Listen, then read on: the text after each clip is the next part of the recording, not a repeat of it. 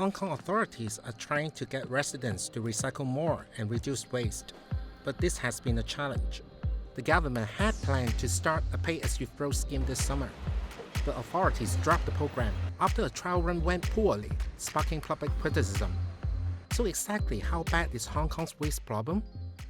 I'm Post reporter Oscar Liu, and this is the waste I've accumulated in the past week. It was a hectic 7 days that included a 3-day business trip to Beijing.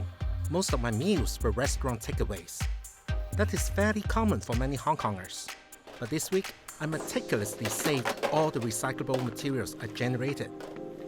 I also made an online grocery order this week. The food came with a lot of recyclable packaging. The government had banned styrofoam containers since April 22nd.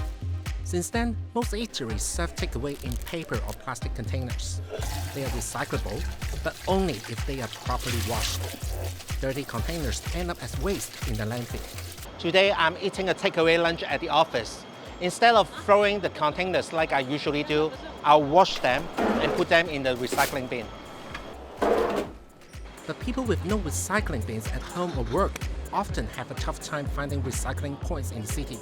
There are 11 recycling stations and 77 recycling stores across the city where residents can drop off items. There are also more than 210 mobile collection booths throughout the city, but they have limited operation hours. This is the nearest collection point to our office in the Causeway Bay district, and it only operates on Friday afternoon for 3 hours. And this is where I'm going to leave the rest of my recyclable items I collected in the past week. I have 87 items, more than enough to fit into this suitcase. I didn't expect my shopping and dining would make this much waste in just a short week. And it's a little bit embarrassing to admit I usually just throw it all into a trash can. The latest government figures found that the average Hong Konger generated 1.5 kilograms of solid waste per day in 2022. It's not clear how much of it was recyclable, but the research found that only 32% was recycled. Even if people are open to recycling, my experience this week reflects how challenging it still is. Storing all that waste during the week took up a lot of space in my kitchen.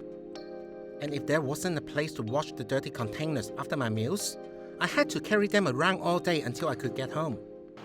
Many Hong Kongers may have good intentions about recycling, but it seems that doing the right thing is easier said than done.